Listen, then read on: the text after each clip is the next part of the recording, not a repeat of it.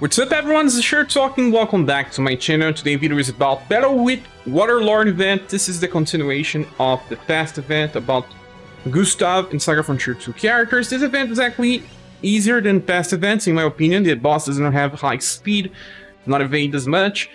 Sadly the status caps are the same, it's 1640s. Well, yeah, it's actually always 10 points more than the game shows. And I do believe that's because War Tower is returning and they want to know exactly how much status we have. They don't want us to break a certain point.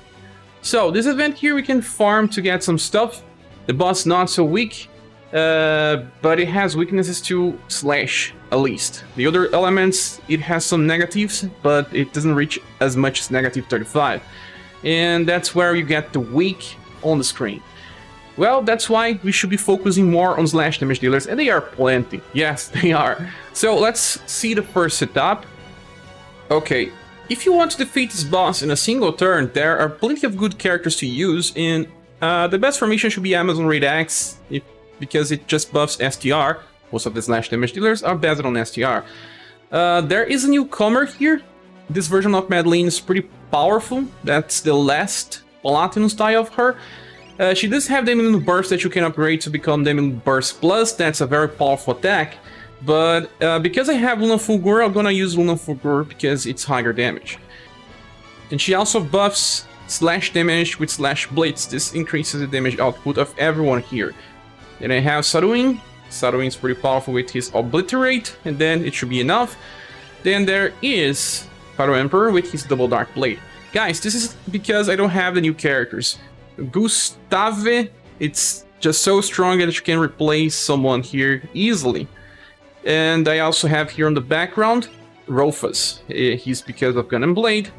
And also we have Liam because he buffs everyone at least 15% because of, you know, Warcry and Imperial Assault. Well, I do have Madeleine on the front line because she's pretty fast, but since Luna Fulgur takes recoil damage, it's better to place her on the front line.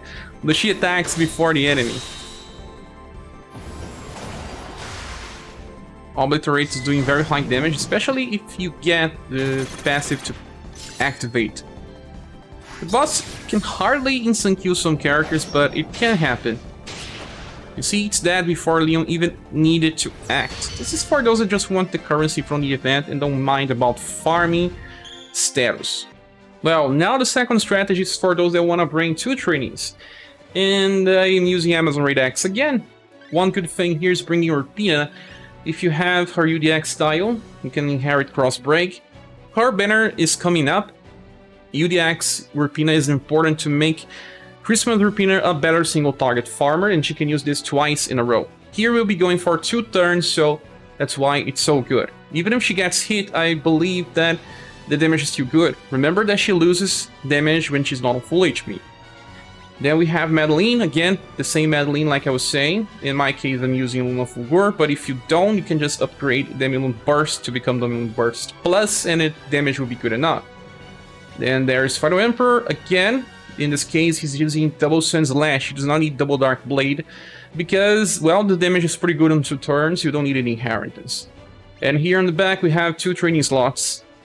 Well, Urpina is on the front because, again, she's also similar to Madeleine, she doesn't want to get hit. Emperor survives pretty well. We got a combo, but again, we don't need combos. This is the safest strategy. Even if Urpina or Madeleine dies, the damage is still pretty strong.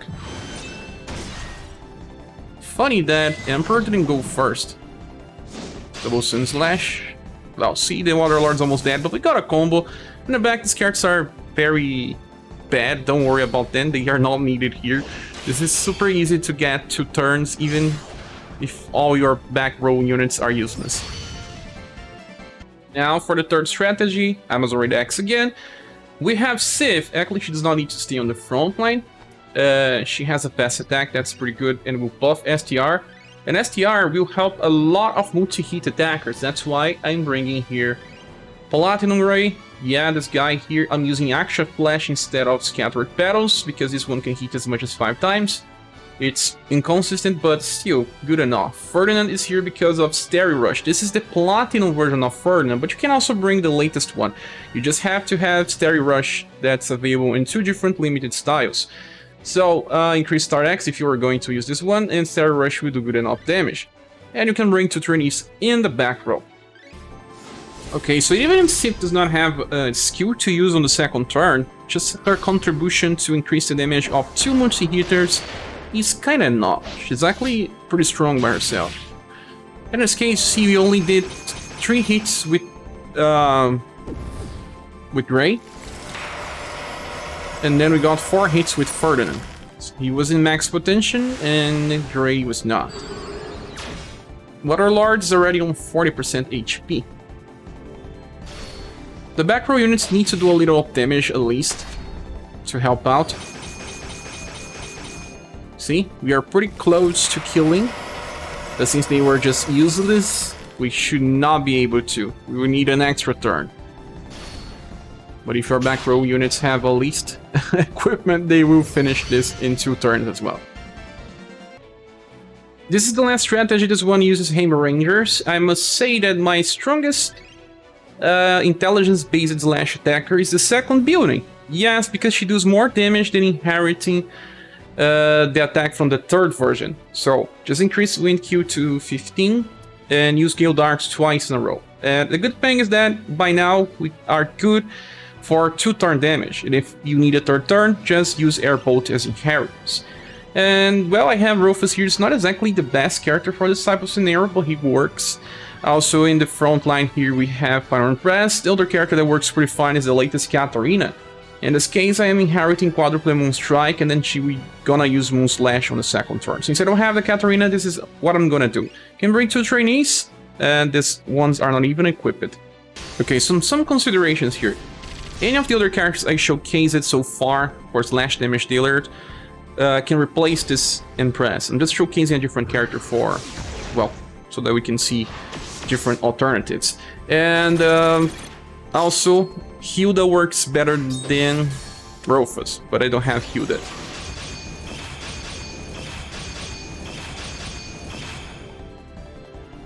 It's not easy to find characters that can do slash damage on a dex position.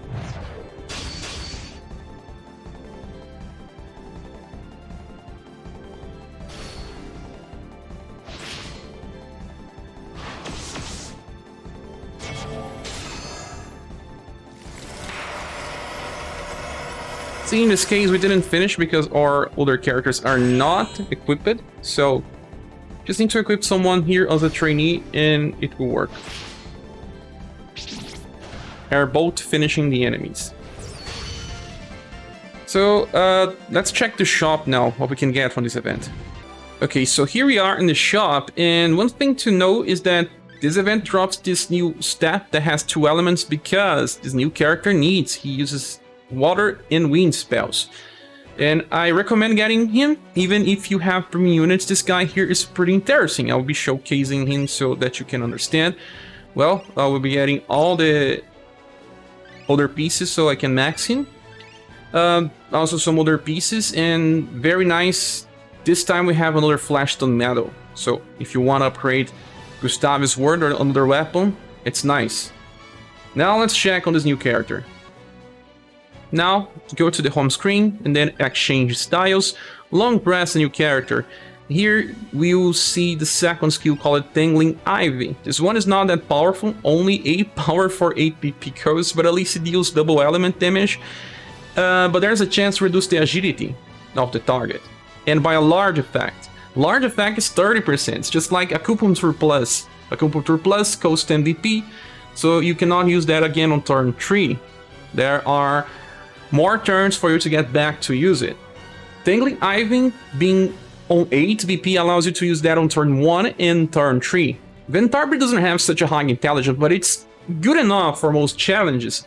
And if you need to debuff agility like the romancing fight of this event needs. So it's a free style everyone can have access to, and may be important in the future if you need multiple agility debuffers. I know that most bosses will cleanse after some turns, but still something interesting. Ventarby can also heal, but he depends on the new staff that's wind and water, and this staff is not a double S weapon. His damage will be limited, but still an interesting character to have. Well, that's about it, guys. Thanks so much for watching this video. Please subscribe if you haven't. If you want to support the channel, there are links in the description of the video. I hope to see you soon in the next one. Bye.